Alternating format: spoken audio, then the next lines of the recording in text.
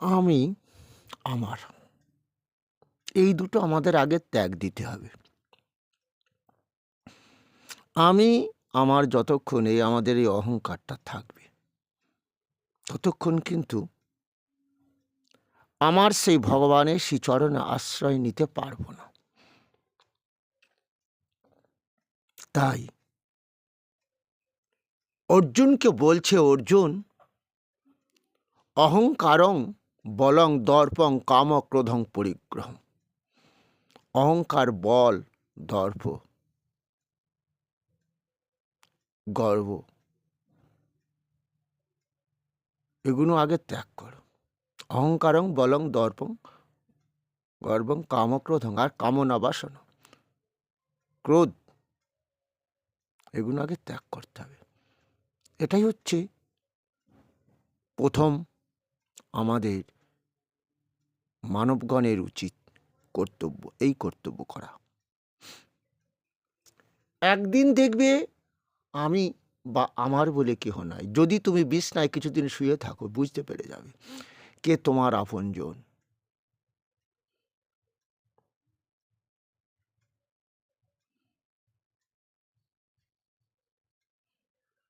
তা এই জন্য ভগবান আমাদের শিক্ষা দিচ্ছেন, মন মনা, মদ ভক্ত, মজ্জাজি মাং নমস্কুরু মামে বৈশ্যসি শক্তং তে জানে প্রিয় হসি মে।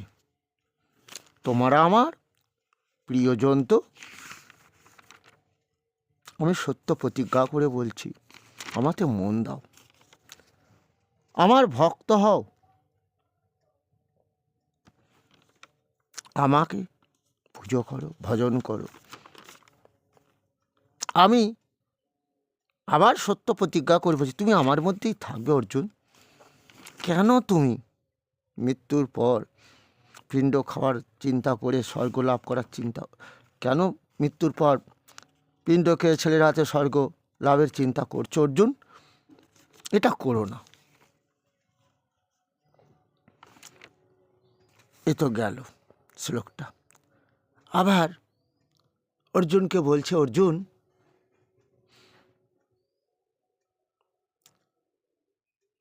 সর্বকর্মাণি কুর্বাণো মৎ পদাশ্রয় মৎ প্রসাদাৎ বাপ্নতি শাশ্বত পদম বয়ম।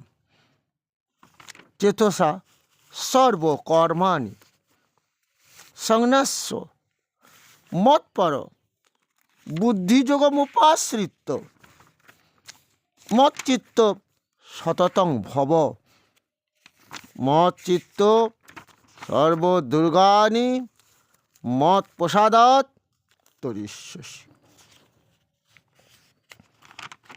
অথ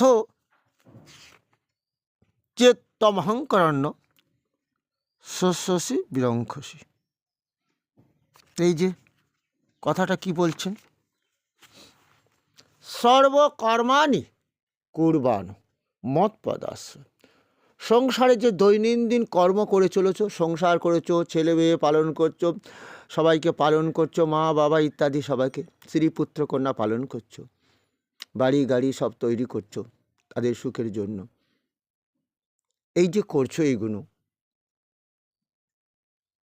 তাই ওখানে তুমি আমি অহংকার ত্যাগ করো। তুমি কিছুই করছো না, আমি করাচ্ছি। অর্থাৎ আমাকে আশ্রয় করো, করে সংসারে যাবতীয় কর্ম করে যাও, তাহলেও তুমি মৃত্যুর পর পরম পদ লাভ করতে পারবে।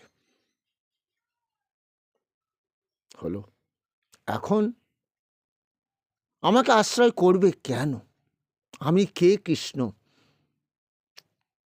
চেতনার দ্বারা, বুদ্ধির দ্বারা, জ্ঞানের দ্বারা জানো। চেতনা কি?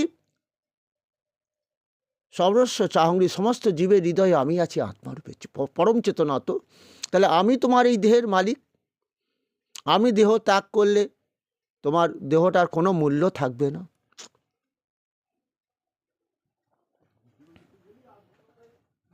এখন সেই জন্য আমার ভগবান আমাদের এই জ্ঞানের কথাটা বলছে, চেতনার দ্বারা, বুদ্ধির দ্বারা, জ্ঞানের দ্বারা আমাকে জানো, জেনেও যদি অহংকার বশত আমাকে তুমি ভজনা না করো, তুমি ধ্বংস হয়ে যাবে। এই ধ্বংস কথাটা কি বলতে বোঝাচ্ছে ভগবান? যেমন তিনি বলেছিলেন আত্মা সম্বন্ধে, বলেছিলেন এই আত্মা অর্থাৎ নৈনং ছিদ্দন্তে শাস্ত্রাণী নৈনং দহতি পাবক ন চৈনং ক্লেদন্ত ন শোষয়তি মারুত ন জায়তে ম্রিয়তে কদাচিন নয়ং ভূত্তা ভবিতা না ভুয় অজনিত্য শাশ্বতং পুরাণ। আগুনে পড়ে না আত্মা, জলে ভেজে না বাতাস শোকায়। এই আত্মা নূতন করে জন্মায় না, ভবিষ্যতে এর রূপ পরিবর্তন হবে না। এটা অনেক পুরাতন। মানে এই যে পুরাতন কথাটা আমরা বুঝতে পারি না, বুঝতে পারছ? যেমন গ্রাম অঞ্চলে বলে ঘুঁটে পুড়ছে, গোবর হাসছে। তা ঘুঁটে বলছে, ওরে গোবর, আমার মতো তুই ঘুঁটে হবি, আমার মতন তুই পুড়বি। মানে কি জানো? আজকে একটা লোক কষ্ট পাচ্ছে, দুঃখ কষ্ট ভোগ করছে, আমরা থ্রেট করি, হাসি, কিন্তু এটা আমাদের শিক্ষা নেই। ওই দিনটা কিন্তু আমারও আসতে পারে। আমি যে ছেলেটা বলছি আমার মেয়েটা এই আমারটা ত্যাগ করতে ভগবান কেন বলছে? ক্ষণিক পরে তুমি দেখতে পেলে সে ছেলেও নেই, মেয়েও নেই, বাড়ি গাড়ি ধন দৌলত, এইভাবেই আমার নয়, এটা ভাবতে হবে। কারণ আমি এসেছি ল্যাংটা হয়ে, যেতে হবে ল্যাংটা হয়ে, যেটা গোপীরা তোমাদের শিক্ষা দিয়েছিল। তোমরা তো সবাই ভাবছো জগতে গোপীরা মহাপাপ করেছে, জগৎকে শিক্ষা দিল। দেখো, আমরা কৃষ্ণ প্রেমে এতই মোহিত হয়ে গেছি যে আমাদের দেহটা যে আমাদের লজ্জা আছে, যে আমাদের বস্ত্র পরিধান করতে হবে, সেই লজ্জা, ঘৃণা, ভয় তিন থাকতে নয়, আমরা ওটা অনেক দিন ত্যাগ দিয়ে দিয়েছি। ভয় তো আমাদেরই নেই। গভীর রাত্রে গেছি সেই বনের মধ্যে দিয়ে, ভগবান আমাদের বলেছিল যে এত রাতে এলে, তা আমরা ভগবানকে বলেছি, গোপীরা বলেছিল, আমরা কোনোদিন এই দেহটাকে আপনজন ভাবি না, এই দেহটা আমার নয় কৃষ্ণ, তুমি দেহের মধ্যে রয়েছো আত্মারূপে, তাই তুমি দেহ ত্যাগ করলে তাহলে আর কে? আমি? বলো বলো, আমি কে? তাহলে তুমিই তো সব। তাহলে দেহটাকে কেন ভয় করব? দেহ মন তোমাতে আমি সমর্পণ করেছি। যেটা তোমার গীতাতেও অর্জুনকে বলেছিল, অর্জুন, আমি আমার অহংকারটা ত্যাগ করবে কেন? কেন ত্যাগ করবে? শোনো, ঈশ্বর সর্বভূতনাং হৃদ্দেশ অর্জুন তৃষ্ঠতি ভ্রামায়ণ সর্বভূতানি যন্ত্রূঢ়ানি মায়ায়া। পরম ঈশ্বর দেহ যন্ত্র সৃষ্টি করেছে, পরিচালনা করছে মায়ার দ্বারা। কারণ যৌবন থাকতে, শৈশবকাল থাকতে আমরা কিন্তু বুঝতে পারি না এই কথাগুলো, আমার আমি অহংকার থাকবে। হে অর্জুন, মায়া জিনিসটা বুঝতে পেরেছ? মায়ার দ্বারা তোমার যৌবনকাল, এখন দেহের পার্টস সব ভালো আছে তো, কোনো জায়গায় কোনো কিছু সেই খিদে আছে, তেষ্টা আছে, অঙ্গ প্রত্যঙ্গ কোনো ব্যথা যন্ত্রণা নেই, দাঁত আছে, কর্মার করে চিবাচ্ছ, সব অঙ্গ প্রত্যঙ্গ ঠিক আছে। কিন্তু যখন জরাকাল আসবে, একে একে তো ক্ষয় হবে, তখনই বুঝতে পারবে তো এত ভালো ডাক্তারে দেখিয়েও তো আমি সম্পূর্ণ সুস্থ হতে পারছি না। তাহলে এই টাকা পয়সা ধন দৌলত আমাকে সুস্থ করে দিতে পারবে না। তা পারবে কে? তবে ওই যে একজন ভাগবত পাঠক বলেছিল, কৃষ্ণ ভজনে হয় জীবের পাপ মুক্তির কারণ, কর্মভোগ রোগীতে ঔষধ রসায়ন। এটাই সত্য যে কৃষ্ণ নাম ভজন করে দেহ পাপ মুক্ত করো। কলির জীব কত রসায়ন খাবে, অনেক রোগ তোমাদের ভোগ করতে হবে।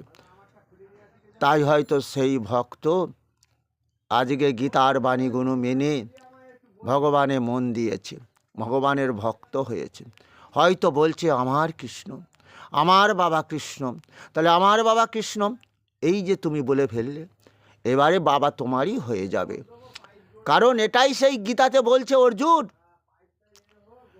মন মনাভব মদ ভক্ত মদ যাজিমাং নমস্কুরু মামে বৈশ্বসী যুক্তৈব আত্মনং মৎপরায়ণম আমাতে সকলে মন দেয়। অর্থাৎ ওই যে বললাম, চতুর্বিধা ভজন্তি মাং জনা সুকৃত অর্জুন আর্ত জিজ্ঞাসুর থার্তি জ্ঞানী চ ভরত স্বভাব। হে অর্জুন, 4 শ্রেণীর ভক্ত আমাতে মন দেয়।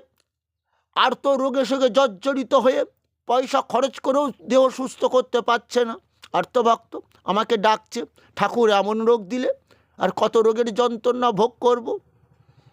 হলো অর্থার্থী ভক্ত অর্জুন, আত্মজ্ঞানী ভক্ত, জ্ঞানী ভক্ত। আমি তোমারে বলেছি, জ্ঞানী ভক্ত সব থেকে শ্রেষ্ঠ। কেন? ও জেনেছে কি জেনেছে? গতি আমার ছাড়া ওর গতি নেই। আমি ভর্তা, ওর ভরণ পোষণ যোগাচ্ছে আমি। দেহযন্ত্র ওই যে ঈশ্বর সর্বভূতনাং নির্দেশ অর্জুন তৃষ্ঠতি, এই কথাটা বিশ্বাস করেছি। সেই ভগবান পরমেশ্বর আমাদের মধ্যে রয়েছেন। হ্যাঁ, ঈশ্বর সর্বভূতনাং নির্দেশ অর্জুন তৃষ্ঠতি, ভ্রামায়ণ ভ্রমণ করাচ্ছেন সর্বভূতকে। এই যে দেহযন্ত্র তৈরি করেছে সেই ভূতের পরিচালনা করছেন তিনি মায়ার দ্বারা। এটা পশুর ক্ষেত্রেও দেখতে পাবে।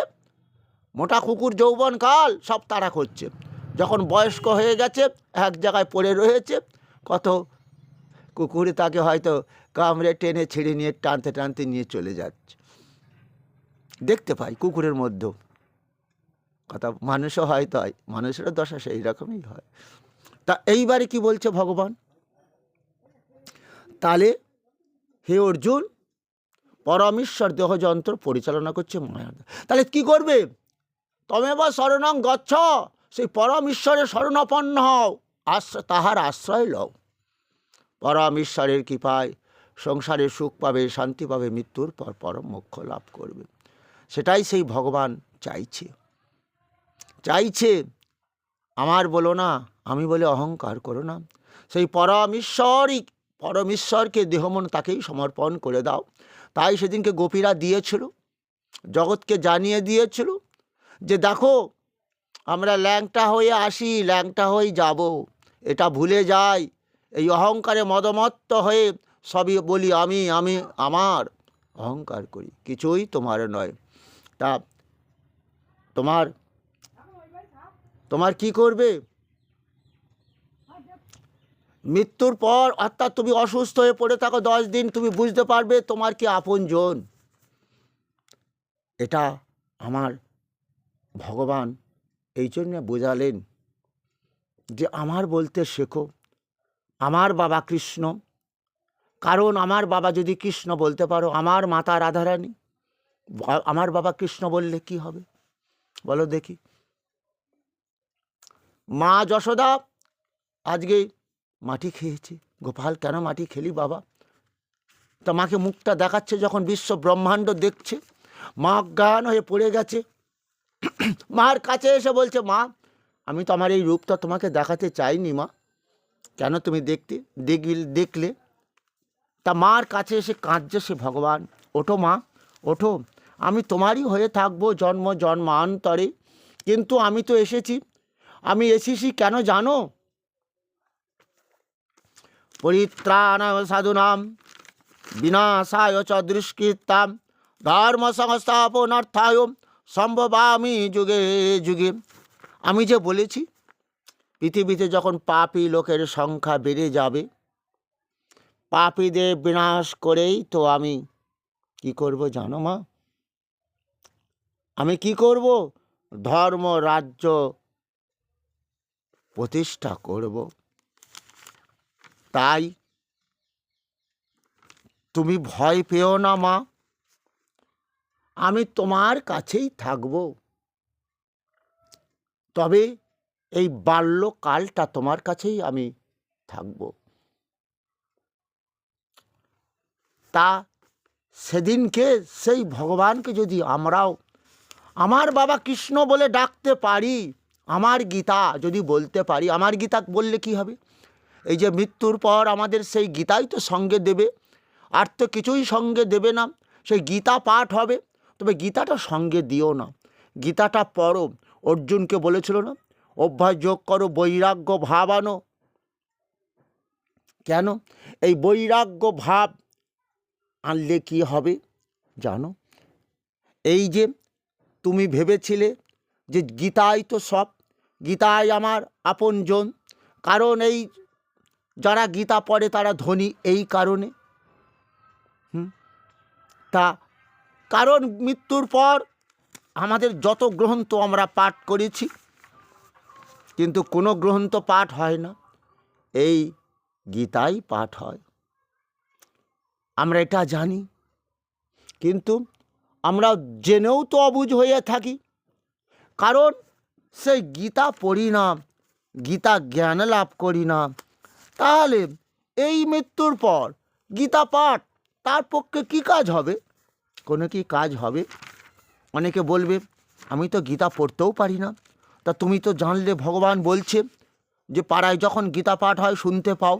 গীতা গীতা নাম উচ্চারণ করতে করতেও যদি কেউ মারা যায়, সেও মৃত্যুর পর পাপ মুক্ত হয়ে আমার বৈকুণ্ঠ লাভ করতে পারবে। এটা তো তোমরা শুনতে পাও, তবে কেন তাতে একটু মন দাও না? তোমরা তো এটাও জানো যে ভগবান বারবার শুনতে পাও কেউ মরে গেলে যে হরিনামটা সঙ্গে দেয়, জীবিত থাকাকালীন সে হরিনাম বিতৃষ্ণা ছিল, সহ্য করতে পারত না। কারণ সেই ভগবান যে বলেছে, কি বলেছে? হরের নাম হরের নাম কৈবলম কলৌ নাস্তেব নাস্তেব গতির অনাথা।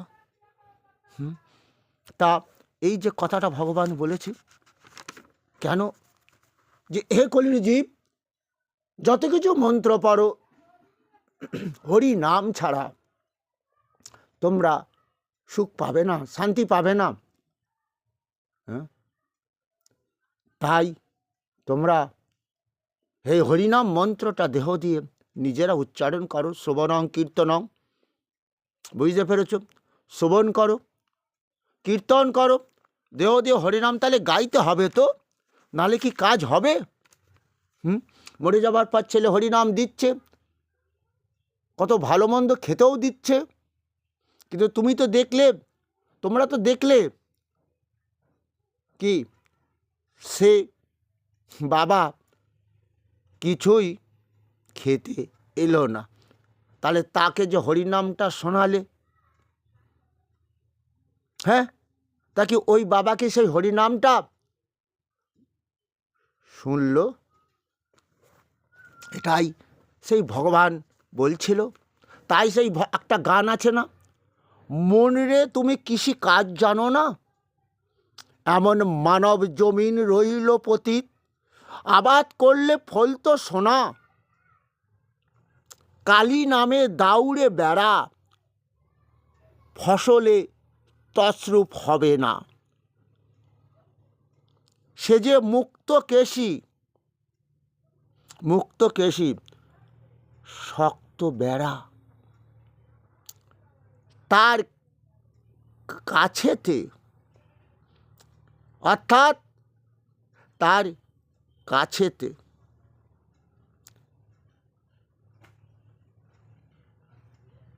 সে যে যুক্ত কেশী শক্ত বেড়া, মানে কি?